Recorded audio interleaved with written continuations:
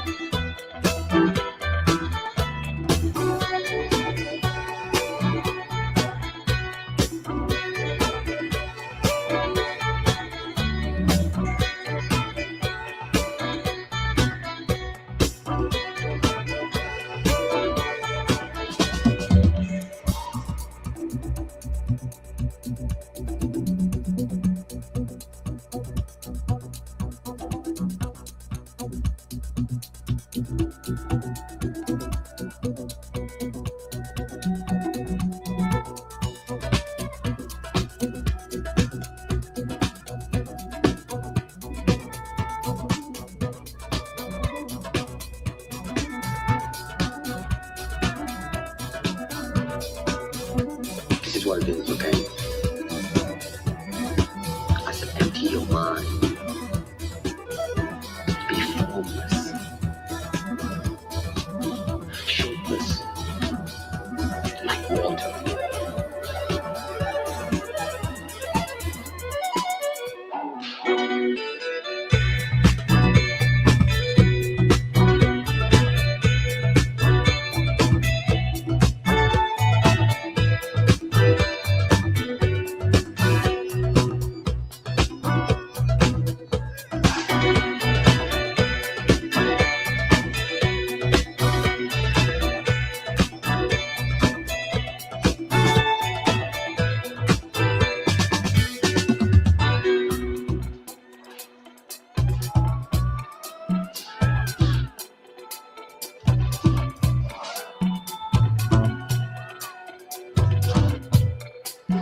Now you put water into a cup, it becomes the cup. You put water into a bottle, it becomes the bottle. You put in a teapot, it becomes the teapot. Now water can flow or it can crash. Be water, my friend.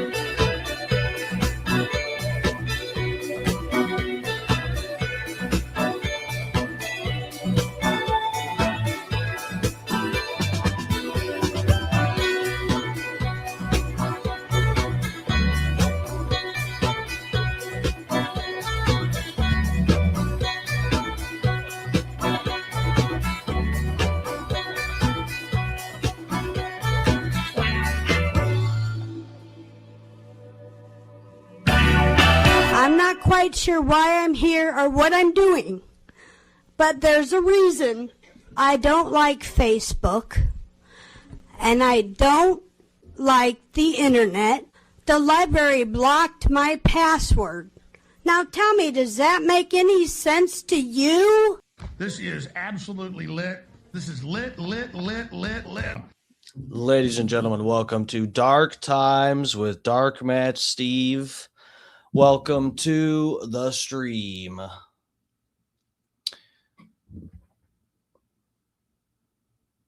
Uno momento. Pendejos. Come on, get in here, guys. Here we go. About to take our pants off and start twerking upside down. You guys ready? Lock in for that.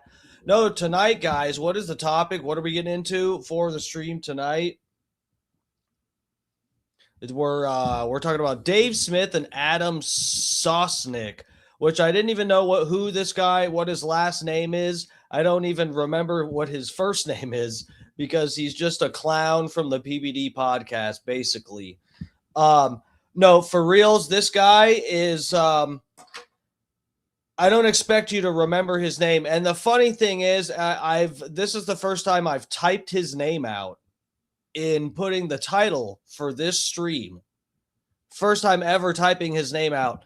Oddly enough, the first three letters of his last name are SOS, which ironically, whenever he gets into a debate, it's like he needs help. So we're going to get into this, guys. I don't know if this is going to be as terrible as the first one, but this is round two. So we covered round one. This is Adam Sosnick versus Dave Smith. Okay.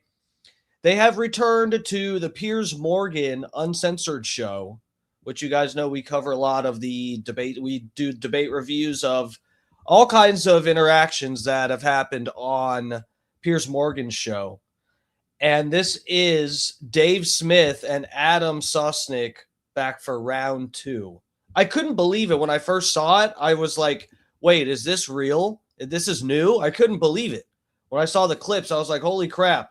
I'm super excited to watch this, guys. I've got a bong halfway smoked. That means there's half of it left. But then I'm going to have to pack another one. And it's just CBDs. That's the good part, okay? Just CBDs. So we're going to have fun. This is going to be an enjoyable stream. Just kick back and maybe get some popcorn and just chuckle at this chucklehead from the PBD podcast. Guys, I'm worried. I'm worried because this is the thing. I have a feeling this is going to go really bad for Adam from the PBD podcast. And he almost got fired last time. Do we remember this, guys, in the chat? I'll be in the chat in a second, too. Welcome, everybody. But, yeah, we covered this before. His performance last time he got into a debate with Dave Smith. What were they arguing over? The Iran conflict? And the whole time, Dave Smith was actually trying to make coherent, logical arguments. And Adam is just, he was just like having a mental breakdown and kept talking about some other debate that Dave Smith did where he claims someone else like absolutely schooled Dave Smith, but then Adam did not have the capacity, the mental capacity or the comprehension of what even happened during that debate to be able to articulate why he thought the other guy won the debate. It was the most embarrassing. I mean, it was like, honestly, I don't know why he even showed up. And I said that night when we reviewed that debate, the day it happened, and I said that night, I was like, guys, this is so embarrassing that Patrick Bet David might fire him. This is that bad. And I was honestly stunned that it was that bad. He didn't make one argument. He didn't demonstrate for 1 fucking minute that he even understood what happened in that prior debate he kept referencing. So we're going to see how embarrassing this is. I can't imagine that he did any better. This is not a debate about the Iran conflict. I don't think that comes up. I haven't pre-watched this. You guys know when we do a debate review and stuff, I really like to, play it and have us talk about it on the fly. And, I feel like it's a little bit more transparent. I don't come on here with pre-prepared, bullshit to try to feed you. We just try to wade through it as it happens. So anyway, let me get to the chat. Say hello to everybody getting in here. Where are we at tonight? Facebook, YouTube, and Twitter, also known as X. If you're autistic and addicted to ketamine, wherever you're at, get in the chat. I got you all in one spot here. We're about to slut it up in a minute, guys. This should be really funny. Here, let me get you guys up on the page. Plot out. I'm over here now. And you're up. You're covering my parody award back there, the one thing that I have to show for all the work I've done in my life. That's how much I love you. Kenny Powers in here first. What's up, Kenny? Thank God I got a mod. And free prostate milking for a first mod in the chat, too. We brought it back officially. Butter Knives is up in here. What's up, bro? Hutch is in here. Oh, Realty. What's up, bro? Inbound Realty. How's it going, dude? Instar, right? What's up, dude? Maddie's up in here. Bob Coke Can Cannabis Cookie Lady Killer Cook is in the chat, too. Welcome, sir. Guys, watch your women. She's about to get took. Bob Cook is in here. What's up, Hutch? Funny faces up in here. Kirk. What's up, Kirk? What's up, guys? How's it going? Oh, Zog, I almost skipped you. What's up, dude? Good to see you, Zog. Scott Starboard's in here. God damn, Scott Starboard just taking up the whole first 10 minutes of my stream with his stream. It's the disrespect, okay? It's just the disrespect. Scooter's over here. What's up, bro? Over on the Facebook. What's up, dude? Good to see you. Thanks for jumping in the chat. Kirk, how's it going, Kirk? Good to see you.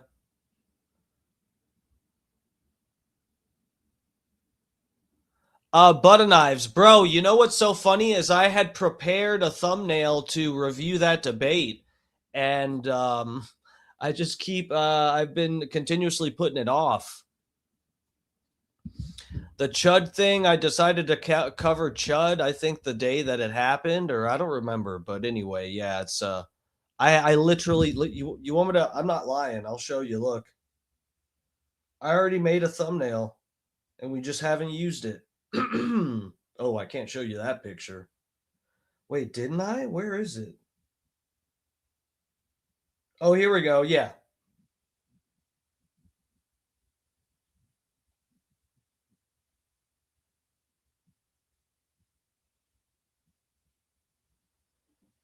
See, I already made a thumbnail for this. But yeah, we haven't gotten to it, guys. That's how it be sometimes. I took some other pictures outside while I was. Hold on. While I was you can't even see anything. You can't even. Can you see? Okay, you know what? Let's not. So, where were we? In the chat. That's where we were. What's up, guys? Welcome. Welcome, chat. Sniz is in the chiz. What's up, dude? Juggalo Jen's up in here. What's up, guys? Welcome, welcome. Adam. Who? Wait, Adam who? Oh, Adam, the guy in this thing? Yeah. Adam is an F-boy. Dude, he is. This is going to be it's going to be painful. He actually might get fired, and this is the thing. I don't want him to get fired. He makes a good clown. He really does. White Ice Tea's up in here. What's up, Frank?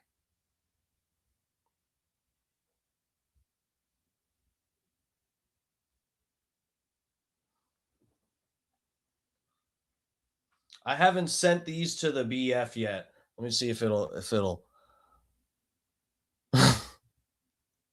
Anyway, everything was covered there. I saw, and you could barely. It didn't even really show. I'm ripped right now. Oh yeah, today was the first chest day too, guys. My foot's been so effed up. I haven't even bothered going out to try to work out or anything. But my foot's pretty much back to normal. And yeah, I did chest day today. Chest day was awesome. It was really good, especially for, well, I guess it's I didn't even finish the last chest day after I had dropped the weight on my foot. I didn't finish. But yeah, I had a good chest day. Fucking tore it up this morning. Tomorrow's biceps. And then I'm going to be working out, try to work out every weekday up until we hit the road. And then I'm not going to be working out for that whole time. I might do some push-ups. Hopefully the water it's like I'm on the fence of how cold I really want it to be when we get up there. Because I want to do a cold plunge, like out in nature, I want to actually like get out there, just a pair of shorts, and I want it to be a little bit cold and get in the fucking water and it be like maybe in the 30s, maybe low 40s, something like that, upper 30s, and just really plunge. You guys know I like a cold plunge. White Iced Tea, I'm going to Lake Michigan. I'm going to be around the Pictured Rocks. Going out there to camp for a little bit. And then after there, we're going somewhere else. We haven't picked which place after that, but yeah. It'd be cool to do a cold plunge in Lake Michigan if it's cold enough. I mean, either way, I might get into the water, but I actually hope it's cold enough to be like a cold plunge. Okay, let's pull this up, guys. Let's check this debate out. I wish I had like a fresh bong packed. In fact, hold on. I might just like puff this. Here, let me get you guys. Let me get this. Okay, yeah. I'll get you guys on this tab.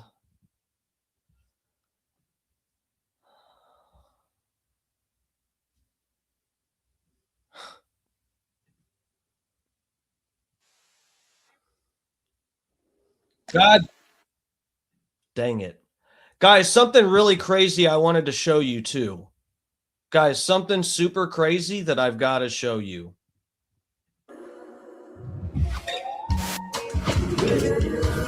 Anyone can say whatever they want. This is where I got the thumbnail. I haven't watched. I have no idea what they're fighting about right here. Limitations on jokes. So this is apparently something about. This is about comedy and like censorship with comedy and stuff. I guess this is like something around what this is about. Luckily for Adam Sosnick, this is not about the Iran war. But unlucky for him, he is such a fucking idiot that he can't have an adult conversation about any topic. So he won't be getting schooled on the Iran war again by Dave Smith, but unfortunately he will be getting schooled on some other whatever topic comes up. He is too retarded to understand it. So, oh, Ghost Charmer, what's up? Nice shirt, I appreciate it. Yeah, Tool is pretty awesome. My first concert was Tool at the George. I don't know what is that a venue?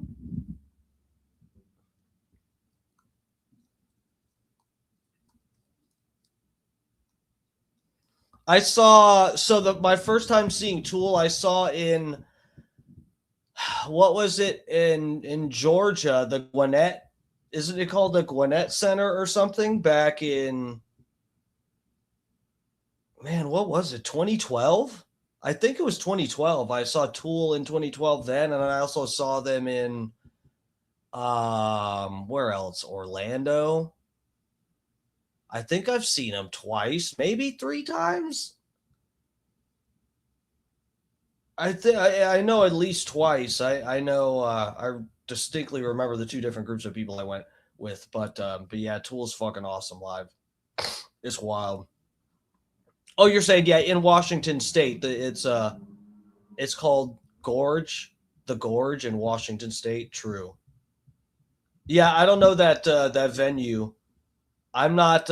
I'm only recently started to travel a little bit. I'm geographically a little bit ignorant. But yeah, in terms of venues and other places, I haven't seen that many shows in other states. I've seen a lot of shows in Georgia, and but yeah, I haven't traveled to that many states. I'm about to hit the road now with in a trailer, stopping a bunch of places. So anyway, yeah, I took a trip last year to Wyoming and South Dakota, and it was a religious experience. It was fucking wild. So I'm gonna hopefully be doing a lot more traveling. Some salmon fishing in Michigan, true.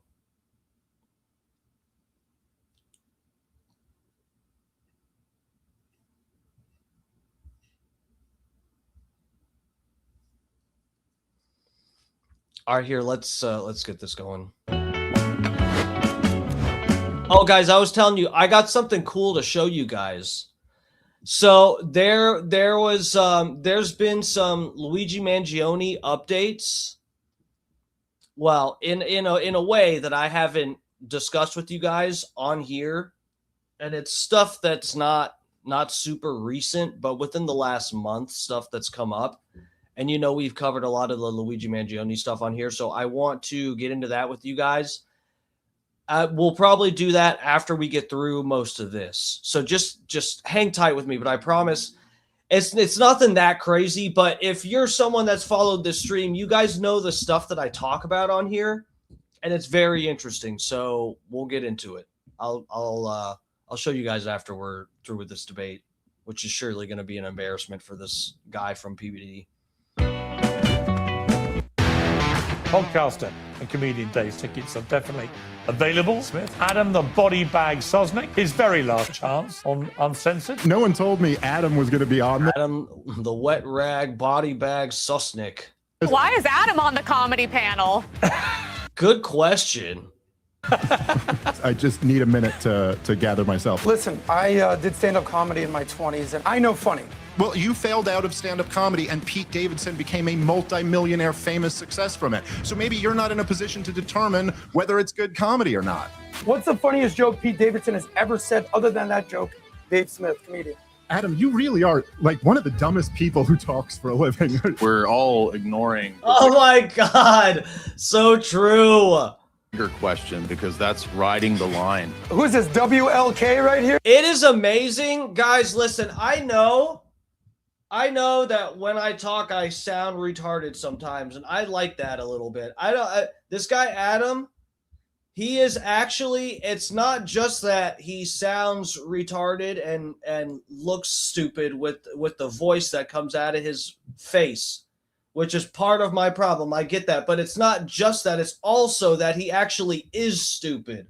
Okay, you guys, I like to get your defenses down here and act a little extra dumb, and then I have a genius moment, and I absolutely stun you guys. I like that. I like to keep it to where you guys, your standards for how smart I need to be or what you expect from me, a little bit low. And then I blow your fucking minds every night. This guy sucks. He's never blown anyone's mind. Not like me. But please, PBD, don't fire this guy. You need a clown for your show. This is like, he's like a jester that's also a punching bag too. He's got multiple uses, really. I mean, he's not like... He's not something that really financially probably helps your show much, but for people like Dave Smith to just like get some good punches in, and then people I think will then go to the PBD podcast to react or just to watch Patrick Bet David react to how shitty this guy did debating Dave Smith. So I think you do get a little bit extra foot traffic from it. I don't know. I thought it'd be in the spirit of a roast to roast one other panel member. I'm going to roast you. Here's you a real wigger. What the fuck? Butter Knife said, DMS, you've gotten extra lazy lately, never making the glug, glug, glug hand and head motions. Guys, listen, if I'm being real, I didn't plan on being on super late, so I wanted to jump right into this. And plus, there's something else I wanted to get to. You guys want to get fluffed a little bit? Hold on. I mean, come on, guys. That's for the chat. Don't leave you high and dry like that. You know, just say something. That's the right thing to do. Just say something. Ghost Charmer said, what's your opinion on Andrew Wilson? So it's complicated. I like him. I don't know. Sometimes how do I explain this? I feel like the same way about Andrew Wilson as I do with Destiny. I feel like, and I feel like they both are good debaters that in this way are maybe not in each characteristic, but in a way, in a semi-graspable sort of way, when you look at both of them and the way that they seem to sort of be on opposite ends of the spectrum, I feel like they're good debaters that are at like the same level from either side of the spectrum. And in the same way, I don't, sometimes I feel like both of them have these biases that make them get a little bit wonky with their I don't know, positions on stuff, I guess.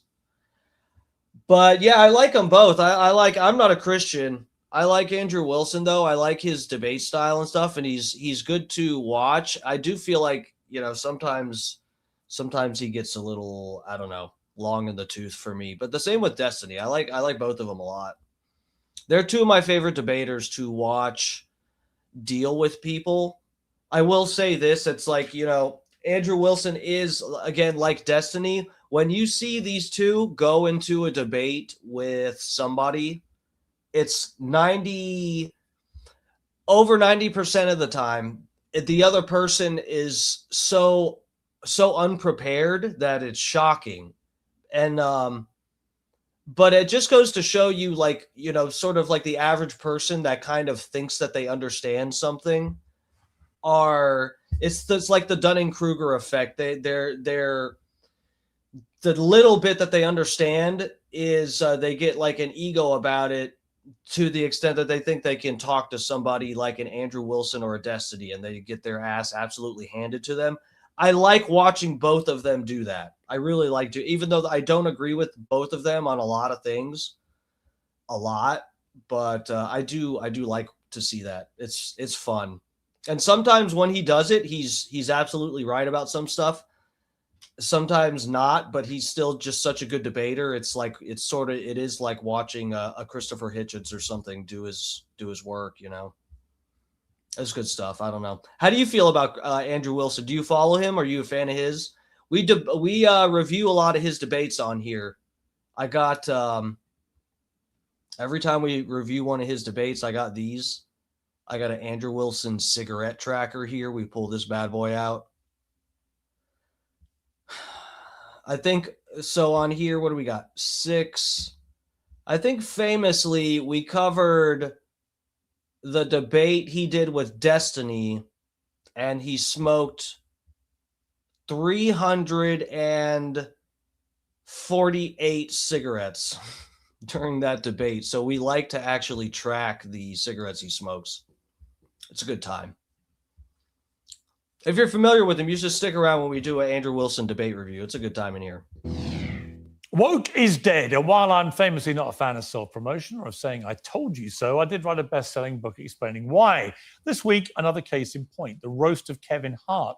aired on Netflix on Sunday and has been debated breathlessly ever since. There was something to offend everybody: racism, sexism, ableism, classism, sizeism, anti-Semitism. A bit like one of our debates if you watch from the standpoint of Ben Shapiro.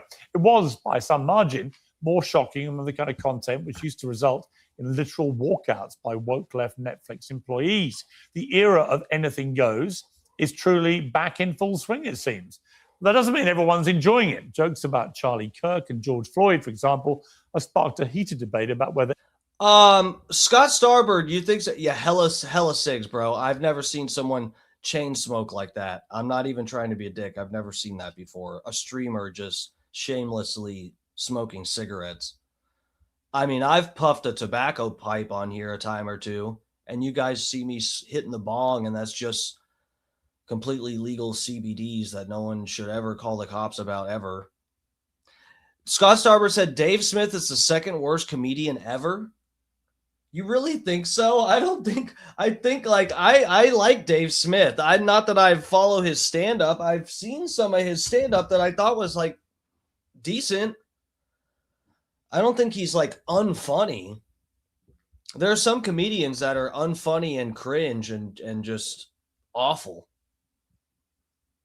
And you see them get into positions that actual funny people should be in, and you go, oh God, that's awful. I hate you. But that's not Dave Smith for me. I don't know. Great commentator, terrible comedian. I've not seen Dave's dude. I think I've seen some clips of his stuff. I know this because I remember watching some stuff and realizing how much his face has changed in just the last, like, I saw some clip that was not that long ago, and I was like, holy shit, he's aging. I don't know. You could just really tell the difference in it was like something I saw him. It was a 3 or 4 year difference, and he looks completely different. He looks like a twink. Like 5 years ago, Dave Smith looks like a twink, and he's hot. Maybe I was just horny at the time. I don't know. Insult humor over. I'm sorry. I know we have a ghost channel. Just for the record, weed is legal here, just like booze. I wish. Where are you at? That's where I'm going. I'm going to Michigan. It's going to be no holds bar over there. You guys don't even know. I'm excited. I'm in Florida. So all we got is the THCA, and then there's CBD stuff and THC something. There's another THC something they sell at the head shops. And then they have medical stuff here. But just for the record, sometimes I pretend to be gay. It's just a gimmick I do here because I think it helps with the algorithms. It's just a joke, okay? Just so everybody knows, I don't want anybody to freak out. As I'm not promoting being gay, but I am. But it's as a joke, as a gimmick. Steps to mark, and about the competing hypocrisies of the left and right. So, can comedy ever go too far? And if the answer is yes, where is that line? And who should get to decide? Regular viewers probably know my view. The line is wherever We're at 1.5x speed, guys. I don't want to hear one damn word about micro machines, okay? There will be no complaints in the chat, or you'll get banned. I decide it should be, often based on whether I personally like or know the person involved. And so for a change, I'm going to let my comedy panel have their say. They each have a strong track record for making us laugh, in some cases unintentionally. Podcaster and comedian Dave Smith is back on tour in June. Tickets are definitely... Unintentionally, that'd be Adam. Available, although I'm here, running out quickly. Returning to Uncensored, Adam the Body Bag Sosnick. PBD tells me this will be his very last chance on Uncensored. I'm sure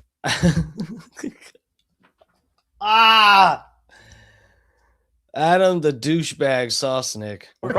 Media personality Emily Wilson, host of the Emily Saves Qatar podcast, and Jay Dyer. So welcome to all of you. Why is Adam on the comedy panel? Let's start. Emily, I was a failed stand-up comedian that got into finance and decided to focus on making money, which I know a lot of you influencers need to learn a little bit more about that, but happy to be here, Piers. Well, hopefully we'll learn as we go along about comedy in the modern age, particularly. Well, I thought he just makes money by sucking off Patrick Bet-David. Does he know stuff about business? Or, I mean, I know that suit's supposed to give me that impression, but is there cum stains on it? I don't know. This year, Because, Dave, as I said at the start, I read a book called Woke is Dead, and the premise of it was not that it was actually finished off, but the worm had turned about this kind of thing. And there can't be a bigger example, surely, than Netflix, which has historically been filled with many, traditionally woke employees who had protested, numerous times about stuff, who on this occasion have allowed Netflix to air one of the most inappropriate, outrageous, shocking, shaming, and all the other isms that I recited earlier about absolutely everything shows imaginable. What does that tell us about where we've reached in the woke trajectory? Yeah, I mean, it's been, it's very interesting for me because, as you know, Piers, I'm kind of like a hybrid or what, like I'm kind of in both the political and the I'm a touring stand-up comedian. But when I come on your show, I'm not really coming on as a comedian. I'm also obsessed with politics and I like talking about this stuff. I've watched this. I watched the whole rise of wokeism, its effect on comedy, and the fall of it. And essentially what happened was just that the market spoke. Guys like the best example I thought ever was when Shane Gillis got invited back to host, and he's done it a couple times now, Saturday Night Live. Yeah. I mean, literally, the guy got fired as a cast member and then got brought in to host the whole show. And you know why? Because he was selling out stadiums all over the country. And like at a certain point, the Netflix and Saturday Night Live, they look at it and they go, well, we need the people. I mean, that's our business model. And because of, and we could get like a whole book could be written on this, but by the very fundamental. Butter knives. Sucking off can be a business, and business for him is great. It's booming right now. It's booming. Nature of what wokeism is, it cannot be funny. It's impossible to be woke. I totally agree. And so in the comedy world, when wokeism came in, everything became a lecture. Everything became about like making this point. And that's just the enemy of funny. And so you watched it. Comedy Central was like, dude, when I started comedy, so I've been doing stand-up for 20 years. When I started, Comedy Central, the comedy network in America, had The Chappelle Show, South Park, Tough Crowd with Colin Quinn, The Daily Show, and The Colbert Report. It was like some of the greatest comedy shows that have ever been made. And in the era of wokeism, they just produced like nothing. And guys, it was so crazy how I want to say I used to love The Colbert Report. Do you guys remember The Colbert Report in the early days? Do you guys remember how funny that actually used to be? That shit was actually funny. It was honestly, it was ahead of its time because it was people actually thought that Colbert was a Republican. It was funny, bro. Back then, Colbert Report was funny. He used to do actual, like, he used to be in character, relentlessly in character as a Republican, but like clowning it. It was so good, dude. He did it so well. Obviously Chappelle Show was really good back then too. Daily Show was pretty good, but it's just a little bit too much of that. Essentially, yeah, I think you're right, Piers. Wokeism still exists. The tides have turned, and it's now a super majority issue to oppose it because it's stupid, and it always has been. Well, what I thought watching the Netflix special was that I used to watch a lot of those roasts. I remember them, and they were always completely outrageous, and they always involved incredibly shocking and outrageous jokes and deeply offensive. That was the whole point of being roasted. The roastee would be absolutely torn to pieces in the most shocking, personal, and offensive manner imaginable. And I remember there was a famous northern comic in the UK called Bernard Manning, who was deemed too outrageous after the 80s to appear on television, but he used to sell out all his shows. And I went to see him in a working men's club, and he was completely hilarious, but shocking and outrageous. It would have fitted in very nicely to the roast kind of format. But when Dude, I hate to interrupt Piers right here, but guys, I just want you to notice something, and I don't know if am I projecting here? Maybe it is a little bit. Thanks for hanging with us, Ghost. I appreciate it. Come back anytime, dude. Hop back up in the chat, lover. I appreciate you, for real. I appreciate you stopping in. Guys, I just feel like this is, I don't know whose idea was this, man. This is not good for Adam. I'm scared he's going to get fired, guys. Why is he here? Is someone going to establish why he is here? What is he doing here? Look at the way I feel like he is just getting off at being on Piers Morgan's show and thinking how good he looks in a suit, looking in the monitor at himself. That is literally what I think this is what he's doing. This is, it feels like this is just a personal ego trip for this fucking idiot. I don't get why he's here. He's not a comedian. He's not funny intentionally. He's just, he's an accidental clown. And how does he think this is going to help him? I feel like this guy can't read a room. He has like no sense of self, no sense of like self-reflection or anything. He's riding on ego. I'm going to put on a suit and get on the Piers Morgan show. Why? You're going to look stupid. Why, dude? And why do you have a smug look on your face the whole time? When everyone thinks you're retarded, I don't get it. I really don't. Oh, Magnum GI. Thanks for not charging us to chat. Bro, that's going to cost you right there. No, I'm kidding, but no. Look, I think Bubba, I think he's dealing with a lot of haters. I don't know if he thinks I have ghost accounts or something, or what, if he thinks I'm in some connection, but I don't know why he's blocking the chat. I think he has that. People have said that it's because he has so many trolls in the chat. I don't know what people are saying. If there is something, I almost imagine either Bubba's just completely over it, or there's actually something weird going on that he actually doesn't want. He knows the trolls are sniffing around the buckle brush on something, and he doesn't want it outed in his chat. I don't know. That just seems like it seems a little bit much for him to shut down the chat like this. And everybody that I hear complain about it, and the amount of people that come over to my chat to like just hang out with other Bubba Army people and stuff is actually stunning. I'm surprised they haven't changed that. But I feel like they'll change it back soon. I don't know, guys. Thug is just up in here. What's up, bro? Good to see you.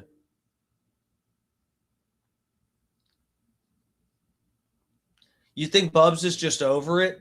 I can see that, guys. I really can. White Ice T sent me some stuff about Silver Lake. I'm going to check that out. Interviewed him. I said to him, he told jokes about everything, right? And they were all offensive and would have got him cancelled left, right, and centre if he'd done it in the last few years. But what he said was, I took a view, he said, early on in my comedy career, that I wasn't going to make an exception for anybody. Because the moment you make an exception, the moment you give one section of society a comedic pass from being offended by a joke, you never stop. In other words, once you say, right, I'm not going to tell jokes about Jewish people or black people or whatever it may be, once you eliminate one section of community from your target range, he said, actually, you're being very exclusive, right? You're basically saying there's one rule for them. This guy's drinking a Fiji water with a fucking straw in it like a toddler. And another rule for everybody else. And it made sense to me then. This was back in the early 90s I did this interview. But I thought of him when I watched the Netflix thing. Because, Adam, when I watched it, I was like, in a way, although some of the jokes I felt crossed a line, and I've said in the mono, I'm a bit hypocritical, honestly, about my humor. And it really depends who they're doing it to and how they're doing it. And I think I have to admit that and say I have a bit of inconsistency on this. But it was refreshing that it seemed like all the restrictions had come off. It was no holds barred. Kevin Hart found the whole thing hilarious. Everyone who was the subject of a shocking joke laughed, whether it was Chelsea Handler or Lizzo or The Rock or whatever it was. I mean, Tony Hinchcliffe did 7 minutes of, it was literally jaw-dropping. It was so offensive. But everyone was laughing. And then we comes to the crunch point, which is what I want to ask you, Adam, which is a joke that Pete Davidson told. And it was this. Let's watch. This family has been filling and filling their meal food recycler for a week now. Tony reminds me of Charlie Kirk, in that he's definitely been on camera letting a guy unload in his throat. So there will be a lot of people who will have found that. That's good. Crossed the line, that it was too offensive, that it's too soon after Charlie's murder. And you've got to think of his wife, his widow, his family. Too soon? Too soon for who? Yeah, sorry, guys. I don't know if you've noticed, but Erica Kirk is setting off fireworks and using Charlie's coffin as a merch table, okay? It's not too soon for any jokes. Go Max, as Charlie would say. His kids, people around him who would have probably found that horrendous. When you heard that joke from Peter, which got a mixed response, but when you heard that, did you feel that crossed the line? Well, listen, Piers, I did stand-up comedy in my 20s, and I decided to end up focus on making money, and that's how I met PBD in the finance world, and we started the podcast together in 2020. But I know funny. What happened with me personally, and I'll get to Charlie Kirk, because I knew Charlie Kirk very well, is I said, rather than being a stand-up comedian and sleeping on friends' couches, let me make some money. 10 years later, I made a bunch of money. I owned a stand-up comedy club, and I hired comedians. In fact, the biggest star on SNL, I found him when he was 19, Marcelo Hernandez, who has the #1 show on Netflix right now. He actually worked for myself and PBD at Valuetainment. So I know funny. I'm sitting in a van down by the river right now, sweating my tush off right here. Shout out to Chris Farley. I've been around funny people. In fact, you know Vinny Oshana, who's on your show, one of the funniest, greatest people, who's about to cross 1 million in comedy. He's incredible. But there's also people who make their name in this career by not being that funny. Pete Davidson is one of them. Jimmy Kimmel is one of them. I'm not going to go there and say Dave Smith is one of them. That's not what I'm going to do. But the reality is Charlie Kirk was an absolute hero. And what's happening with him... What the fuck? You fucking loser. Oh, my God. Oh, my God. So, look, this is supposed to be... what? I don't know. Did they fact check this? Or is this spiel he just... That's just like what he told Piers Morgan's producers and they believed him. I owned a comedy club, so I should be on this panel. Jesus Christ, there's 100,000 other people that they could have picked before this guy. It's not an excuse as to why you're here, buddy. People are literally taking their proverbial shots at him. The bottom line is this. Pete Davidson, name one famous joke he's ever made. I can tell you jokes that Dave Chappelle made, that George Carlin made, that every single comedian famously made, Chris Rock, right? Bring me the big piece of chicken. What has Pete Davidson ever done that's been funny? In fact, when your dating career is... Pete Davidson's best joke was his dad dying in 9/11. That one was pretty funny. Is more in the headlines than your comedy career, you're probably not that funny. So it's just par for the course. But the bottom line is this. We need to stop being so offended in this country and realize that free societies love comedians. And that's where we are. Right. But so you end with a little stinger at the end because it looked like you were going down a path of saying you thought Pete Davidson crossed the line. So do you think he crossed the line? And should Netflix have aired that joke? I don't think there's any line you can cross. The market will speak. If Pete Davidson wants to start doing stand-up comedy shows again and nobody shows up, let the market speak. I believe in free market capitalism. I don't believe in censorship. I don't believe in cancel culture, even if you're unfunny. If this fucking dumbass, does he actually think people aren't going to show up to Pete Davidson comedy shows because he made a Charlie Kirk joke? We were canceling unfunny people. There's a lot of comedians that would have been canceled years ago, Pete Davidson being one of them. So there's no line to cross. Okay. And Dave, I didn't get a chance to specifically ask you about it. So just very quickly, what did you think of that joke? It was hilarious. It was a great joke. I don't even like understand entertaining this conversation of whether it crossed the line. And as you pointed out, Piers, right? Like it just shows everybody's hypocrisy immediately because like the people who are outraged about the George Floyd joke aren't outraged about the Charlie Kirk joke and vice versa. It's a roast. It's edgy comedy. And if you don't like it, then don't watch it. It's really that simple. And you know, I mean, look, I'm friends with Pete. Or I was friends with Pete when we were coming up. Based Dave Smith, based. Comedy together. And like, again, Adam can have whatever opinion he wants on who he thinks is funny and who isn't funny. The bottom line is that millions of people love Pete Davidson. And if he does go on a stand-up tour, he'll be selling out giant theaters. So like, Adam literally, I'm figuring this out, guys. Adam came on here to say, you know, Piers, I owned a comedy club and you know who I wouldn't let do a show at my club? Pete Davidson. If you don't like it, that's fine. And he also that was a hilarious joke. He also does a lot of these roasts and he regularly has awful jokes told about his father who died on 9/11 and he laughs and accepts. Right, but Piers, but it's oops. all about, obviously, right, with comedy, it's all about the intention, right? Like the intention of anyone doing comedy is to try to get everyone in the room to crack up laughing. Right. That's the goal. Pete does it. The goal when Pete tells that joke isn't like to get people to walk out. It's to kill, to make it as edgy as possible and still hit you with a big punchline. And that's it. That's the natural, that's the way comedy works. It's a discussion between the comic and the audience. Well, I'll say that joke was, the reason that we're having this discussion right now is because the Piers talks about people making jokes about his dad dying in 9/11 right after I make a joke about his dad dying in 9/11. Joke was actually, in my opinion, Dave, you're entitled to yours, not funny. It was completely offensive. Tony Hinchcliffe, sexual reference to the throat. But Adam, couldn't you acknowledge, like, and I'm not trying to take a shot at you here. You failed out of being a stand-up. Well, you failed out of stand-up comedy, and Pete Davidson became a multi-millionaire famous success from it. So maybe you're not in a position to determine whether it's good comedy or not. No, the fact that I owned a comedy club and I hired hundreds of comedians gives me the credibility to say, I know what's funny and not funny. There is no opinion. I've seen people who sell out crowds. Dave, listen, let me speak. Dave, let me speak. You just lay it on him. Let me guess what I swear to God. I could be wrong on what's about to come out of Dave's mouth, but I swear to God, I did not pre-watch this, guys. I did not pre-watch this. I bet Dave Smith is about to, he's about to say something like, the least respected opinion that anyone could ever have about a comedy is a club owner. I swear he has to say this. Club owner's opinion on comedy is the least respected by comedians, or so, he's going to say something like this. Let's hear it. There's no one's Relax, opinion. relax, Dave. Let me at least speak. Okay, are you going to let me speak or no? I'm pretty relaxed. You started so well, you two. Okay, that's fine. That's fine. The reality is this. The reason we're doing this show right now, because it really wasn't that You better say it. funny. What's the funniest joke Pete Davidson has ever said other than that joke? Dave Smith, comedian. I know a ton of Exactly. He's never told a funny joke. All right, let me bring in Emily. Emily Wilson. Emily, welcome back like to one of the dumbest people who talks for a living. Let me bring Emily back in. Welcome you back to the show. Emily, what did you think of that joke? Because the George Floyd joke, which Dave referenced, was this was Tony Hinchcliffe, who said, the black community is so proud of you to Kevin Hart. Right now, George Floyd is looking up at us all, laughing so hard he can't breathe. And again, there were gasps, and then some people laughing, some clapping. Did you find that joke funny? That's a well-written joke. It's even funny delivered by Piers Morgan as a quote. Ah!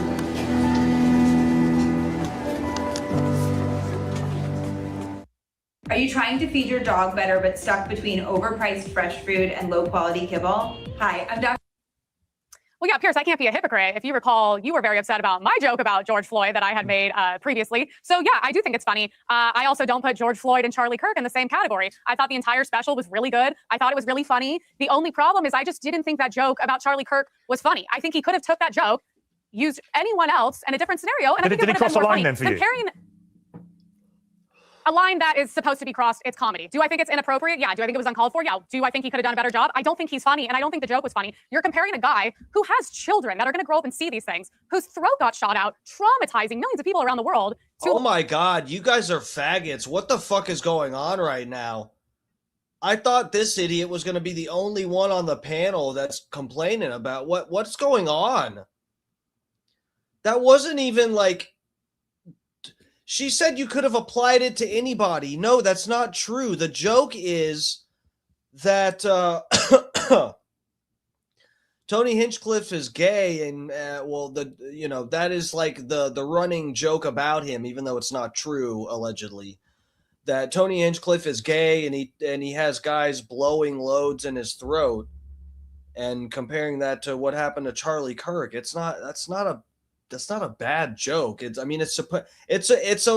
is like a roast style like joke, and it's not a George Carlin something that's gonna be in the history books because of how funny it is. It's just a fucking roast joke. It's not that bad. It's not the best.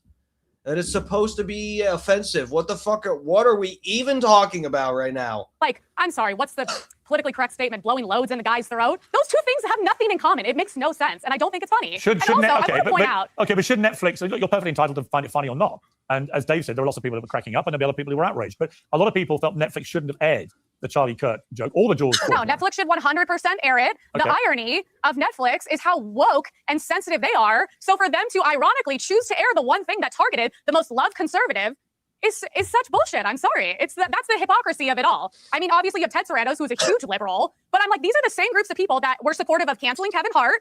Dude, it's so no. Just kidding. It was funny. No, I didn't think it was funny when The Rock tried to get Kevin Hart to suck on his nips. Just kidding. It was funny. That's funny, bro. No, I can understand if some people don't think it's that funny, but it's not that bad of a roast joke. It really isn't. That were also supportive. I'm not a fan of Pete Davidson. Of canceling Tony Hinchcliffe, but when it's aimed at a conservative, all of a sudden the rules go out the window. I mean, it's interesting. I do remember Tony Hinchcliffe when he gave that speech at the rally for Trump before the election, outrage over some of the jokes he made then and calls for him to be cancelled and so on. And they would be by a lot of people who would consider themselves woke left. What's up, Saul? Good to see you, brother. Been oddly a little bit quiet about what Netflix have done here. Let me bring in Jay Dyer. Welcome to Uncensored. Jay, what did you feel about not just the Charlie Kirk joke, but also the George Floyd one, those two in particular? Well, my first inclination was to feel that it was inappropriate. However, I remember the last time I was doing a stand-up event in LA, I made the joke that we know what happened to the magic bullet in the case of JFK because it went into the throat of RFK. So I feel like that joke, which went silent to the entire audience. Thank you. That was silent for the audience didn't think it was funny. But then I realized inappropriateness is actually the part that makes comedy funny. So while it may be inappropriate, it doesn't mean that it shouldn't be aired. And I'll have you know, Piers, the last time I was on, we were disagreeing about a certain word that starts with the letter N.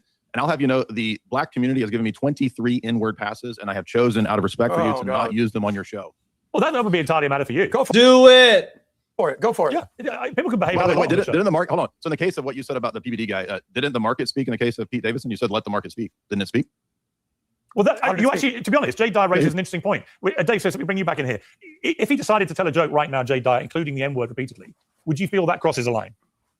No, personally, no, I don't. Like, if you're talking about a joke, if the intention is to be funny, then I think he's trying to make people laugh. And again, people can have whatever feelings they want to about this. But can I just point this out? Because this is a very, like, I've made this point a lot through the years of wokeism. But Piers, imagine, let's say, because like I grew up in Brooklyn in the 80s and 90s, and like I've been in a few project buildings in my day, and I don't know if anyone's ever like hung with black people in the hood, but you wouldn't really characterize them as being sensitive. You know, like that's not really the way. It's always like white, Dave straight from the hood right here. Liberals, Okay. It's kind of like white liberals in defense of black people will like get very offended by this stuff.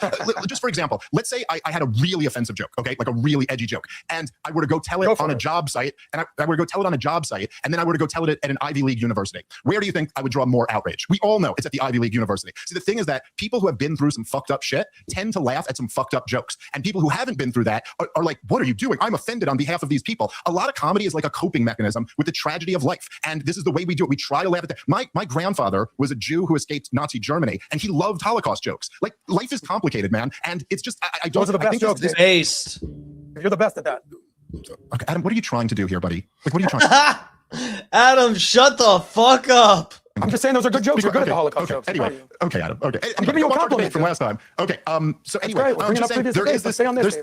Yeah, I thought that's the rule. We're allowed to bring up previous debates where someone got destroyed. Remember? That's what you did last time. There we go. Okay, except I have one that you did. This is what I'm curious about. But this is what I want to know. Do you think if what happened to Charlie Kirk happened to a well-known and loved Democrat, that they would be telling any of these jokes?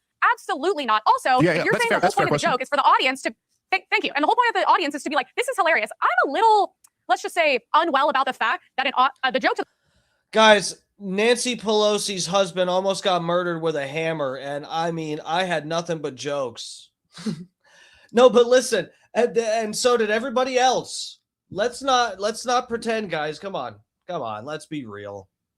And part of the thing with that, and why I thought people should get an extra pass for the Nancy Pelosi thing is, guys, remember, see, this is what and when Destiny complained about this, and different people, not just him, but when a lot of people on the left complained about the Nancy Pelosi husband hammer jokes and all that. Part of the issue with that, if you guys remember, the way that was reported is what screwed everything up. They released some of the what was it, the dispatch, right? The dispatch calls where they were discussing what happened, and the way, you know, they weren't using the pronouns properly over the phone, so it made it sound like the intruder or the person with the hammer was in their underwear. You guys remember this? This was the thing. Everybody was making jokes about it being some gay lover or something, and making a big joke out of it, even though it was a serious situation. But it was partly because of the weirdness of how it was reported and stuff, because it came out and they were saying in the dispatch call, oh, such and such, Nancy Pelosi's husband, Paul Pelosi, got attacked by someone with a hammer, and he was in his underwear. So it was something stated like that over the phone to dispatch. So with that, who are you implying is in their underwear, right? They spoke in a weird way. So everybody thought that there was some person in their underwear, and it was like a call boy that Paul Pelosi, that may have still been the case. It could have been a gay lover. I don't know.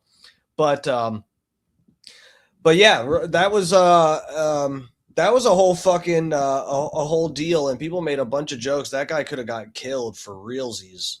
The audience about getting his throat shot out, which traumatized millions of people, is like, ha ha ha. But yet Shane Gillis was like half the time getting oohs when it came to race, women, Jewish jokes. And I'm like, so they feel way more comfortable laughing about him. And they wouldn't say that about a Democrat. They just wouldn't. Well, I certainly think it's true. I mean, had you had a big leading liberal Democrat figure assassinated like Charlie Kirk was, I don't think for a moment Netflix would have aired that joke. What's up, Truth? Welcome. Good to see you. About that person. So I suspect there is a double standard, notwithstanding the fact that Netflix, in many people's eyes, deserve credit for sort of barreling through the woke period and saying, right, we're going to put this on our platform. right, with all its outrageous stuff. As the founder of Pulsetto, this is honestly one of the best opportunities. Was in fact a gay lover. Did that get proved? I didn't keep up with that. The whole thing was weird, guys. Remember, we talked about it on the stream. I don't even remember what we ended up like concluding with that. There was some weird stuff with the time stamps on the videos and stuff. There were like some inconsistencies or something. I something like that. It looked like it was pitch black outside, but the timestamp said it was like 9 a.m. or something. It was something like that. I don't remember.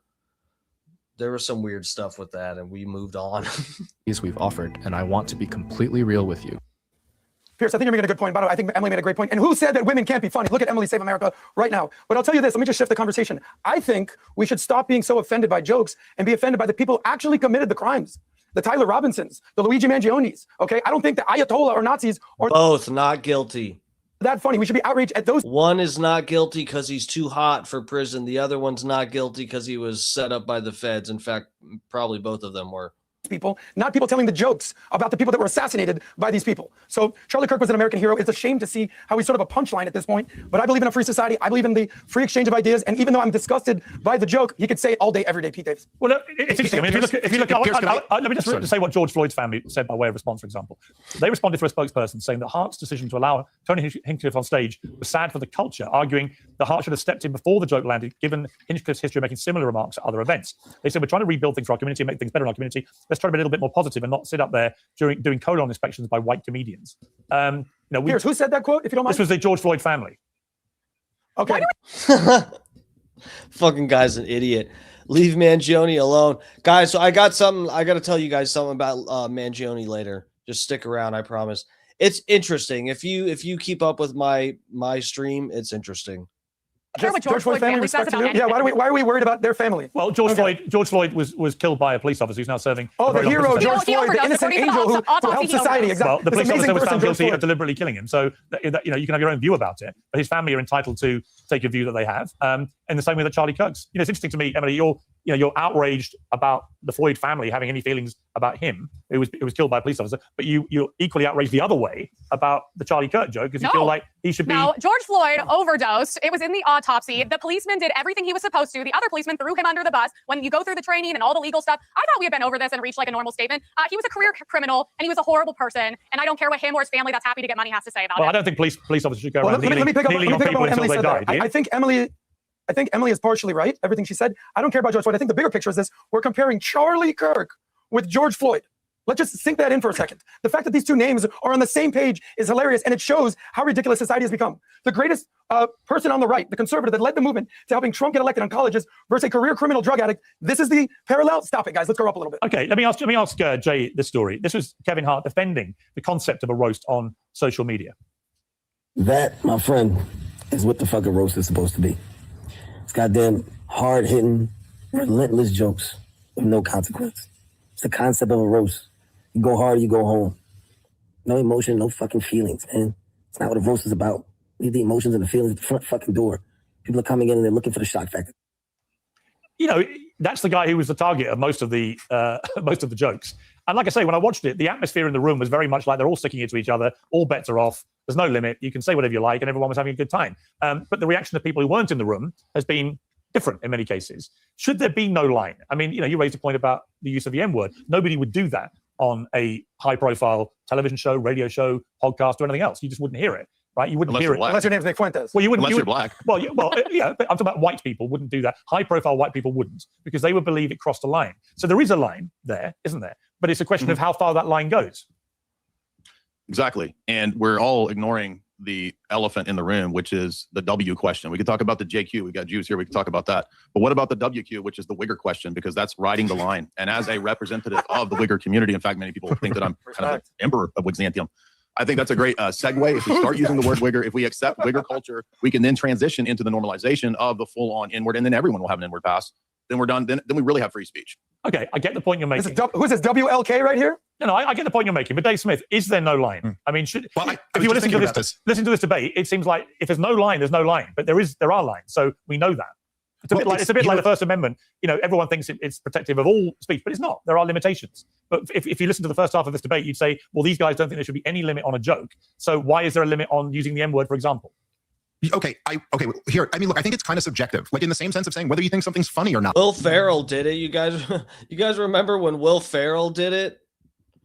Will Ferrell used the N-word. You guys remember when he got away with that? I'm gonna pull that up. Rob Deasy in the chat. I think this is a new person. Welcome. Thanks for getting up in the chat. This is Dark Times with your boy, Dark Match Steve. He said, Republicans love immigration, makes Wall Street, large corporations, and their donors very happy. That's what I hear. Makes them very happy. Cheap labor. We love cheap labor. It's the best labor. Is kind of whether you think a joke's funny or not, you're right, I guess, because to you, that's what it is. I will say this, okay, Piers, there is one joke ever that I've been genuinely offended by. I think this is 20 years in stand-up comedy. There's only one joke I was ever genuinely offended by. And it was when Barack Obama got on at the White House correspondent.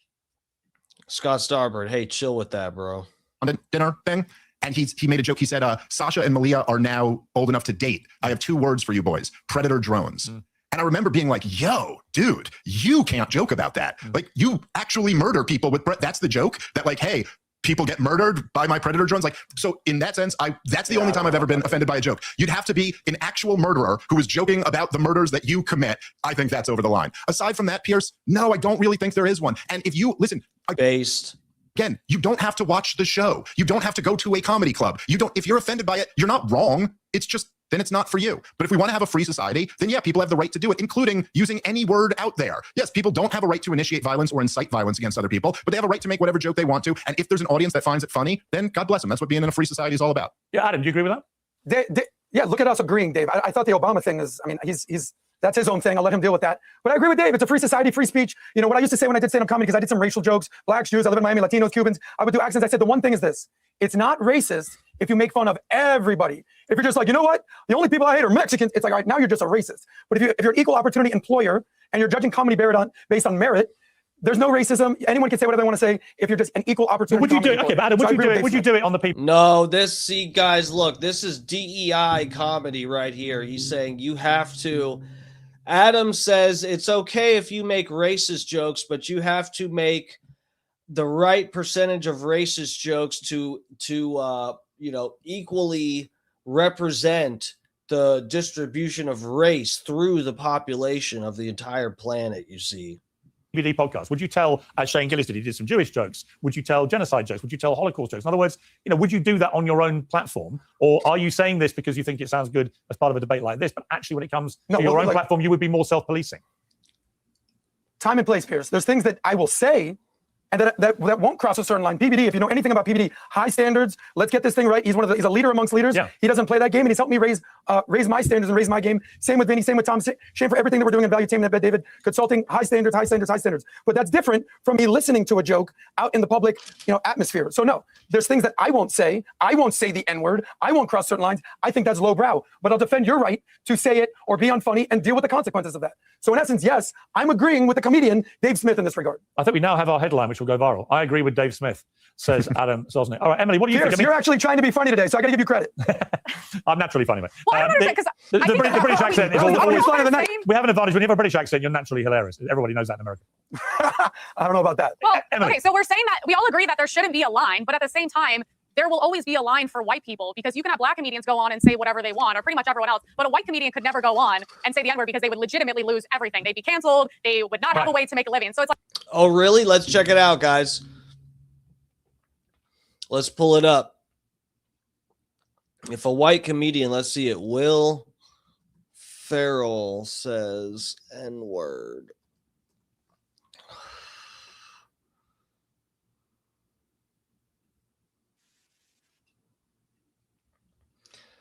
You guys remember this, did he? Rob Dees says everyone's a little racist, and that's okay. Actually, I agree. As long as you don't actually act like a piece of shit. It's literally hundreds of thousands, if not possibly millions of years of evolution. Well, not evolution, but adapting as modern human beings for hundreds of thousands of years, being tribal. And everyone's just like, oh my God, you're tribal? It's like, yes, we all are tribal.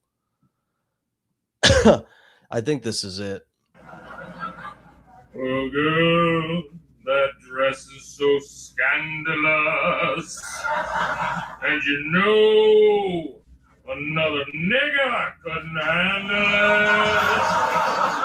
it. You son, to the honey, getting money, play niggers just like dummies. Do you guys remember this? Will Ferrell got away with it. These were different times. Remember, this was back. This is strange for people to see because it was funny like this. I don't remember anyone seeing this and thinking like, oh, how effed up it is that Will Ferrell did this. That never crossed anyone's mind, but that wasn't palpable that was crossing people's minds. Maybe some people were offended by this and whatever. I don't doubt it. There was somebody, but it is crazy how this would be a lot more difficult to get away with. Jimmy Kimmel wore blackface. Yeah. Fucking Howard Stern did it too. That was on regular TV. Yeah.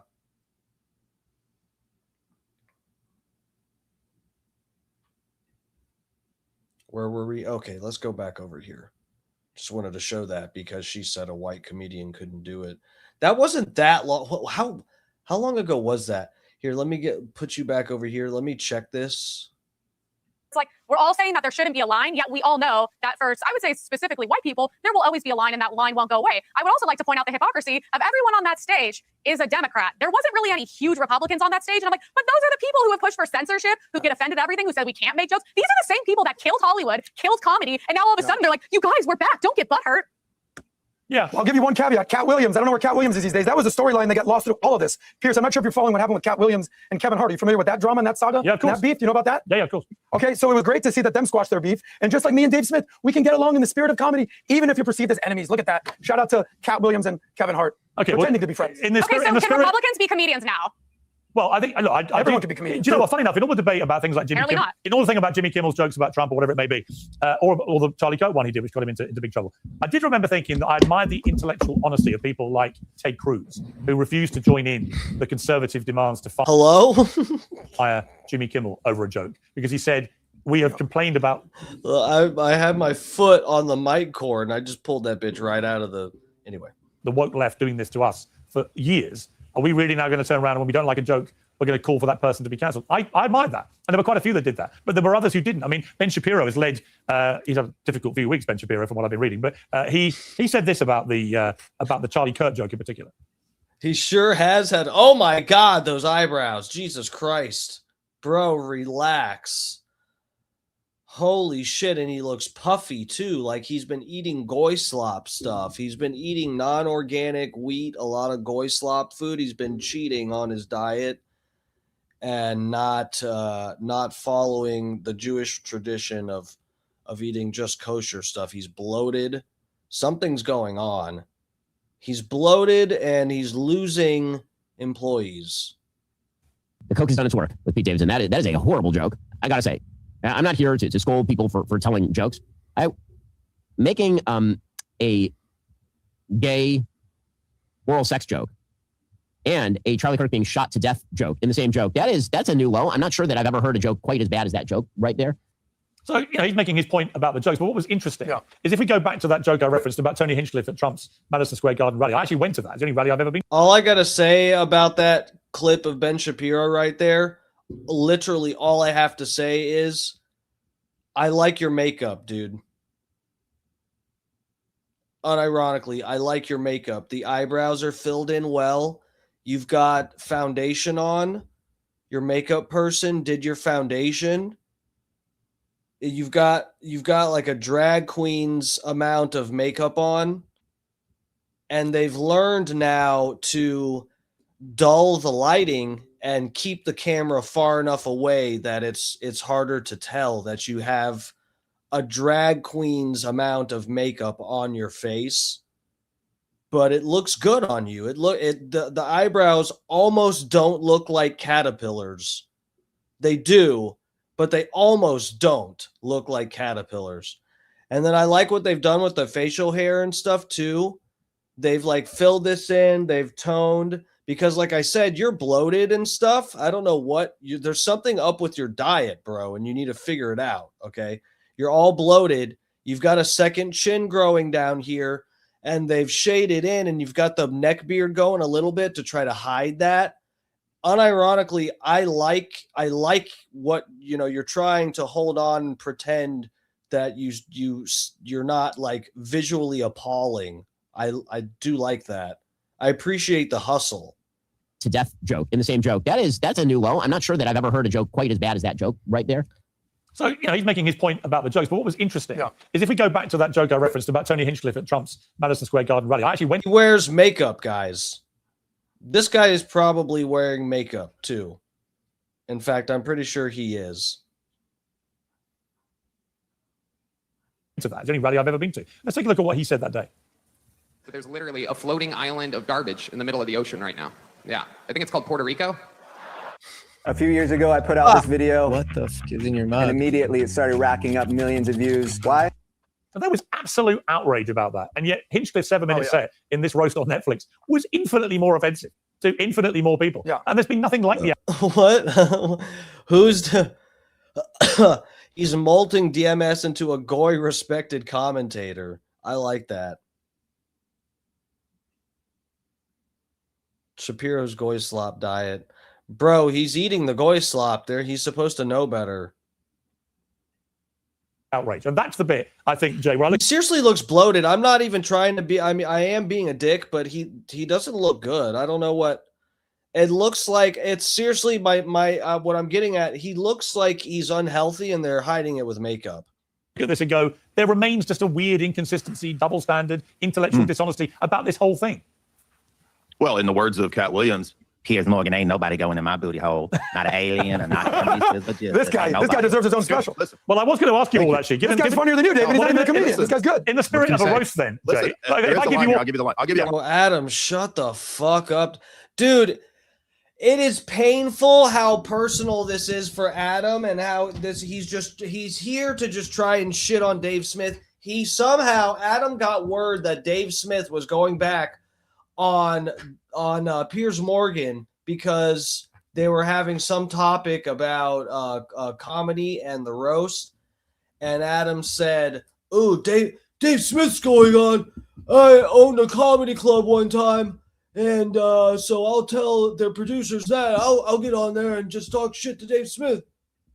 It's so obvious how you have no reason to be on here except to try to talk shit to Dave. It is so pathetic. I hate this person.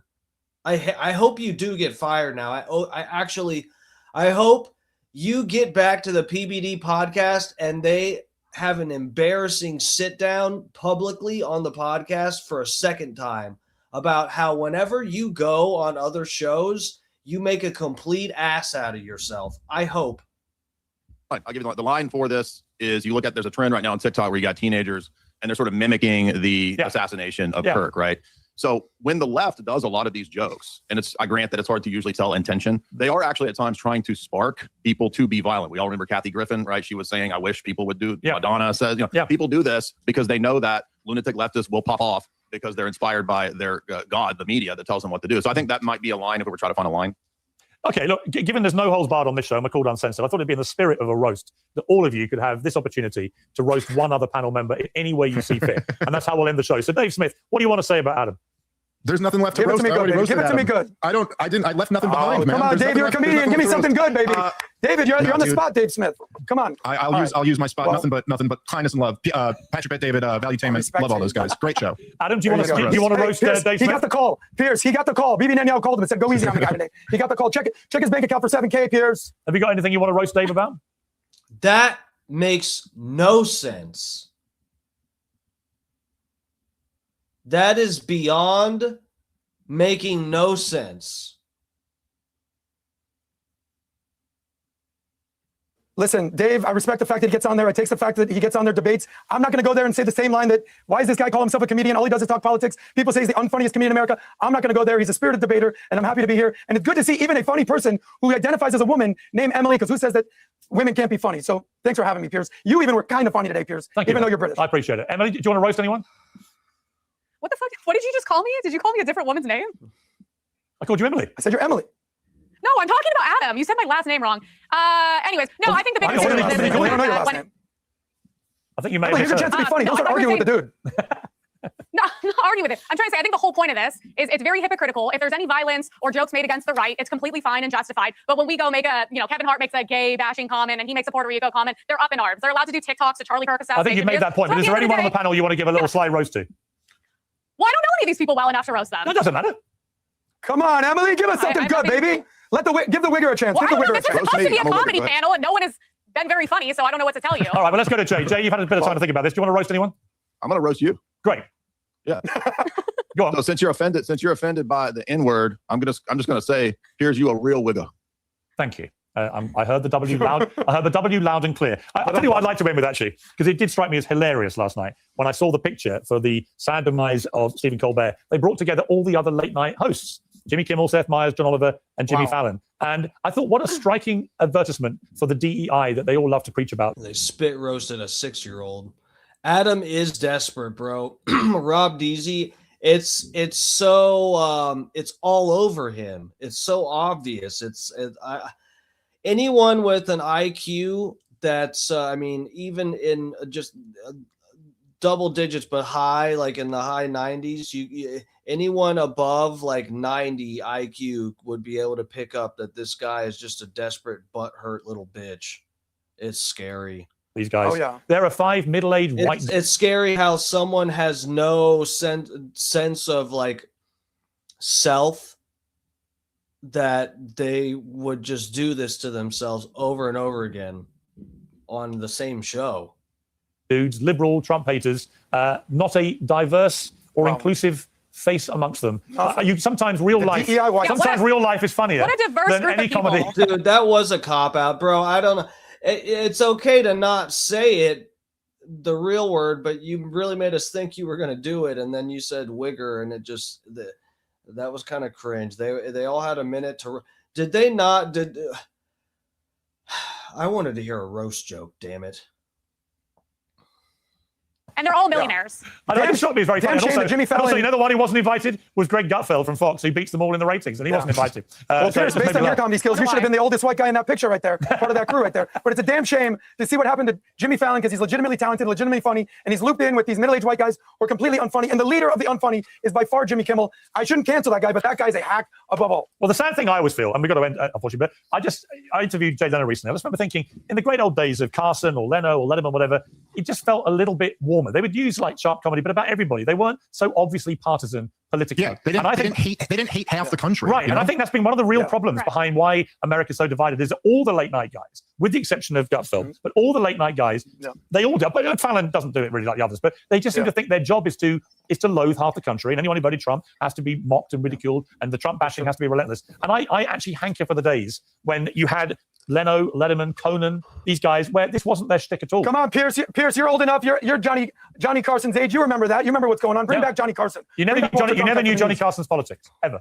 He never told Well, people. even George Carlin talked about super controversial stuff, but he still was like loving in general. No, I always think you can be very controversial. I mean, I'm very opinionated, but not in a politically partisan manner. And it wouldn't cross my mind to say something which would alienate deliberately half the people watching if they vote Trump or whatever. Why would I do that? I might be critical, but I'm not going to say, like Hillary did, you're a basket of deplorables. I don't understand where that part has all come from. Anyway, guys, you're not a basket of deplorables. Piers, why don't you roast some people on the panel? Since you're so funny right now, why don't you roast some people on the panel? All of us. You are a basket of delightful human beings, and it's my joy, my warm joy to have you on our census. The country is healing.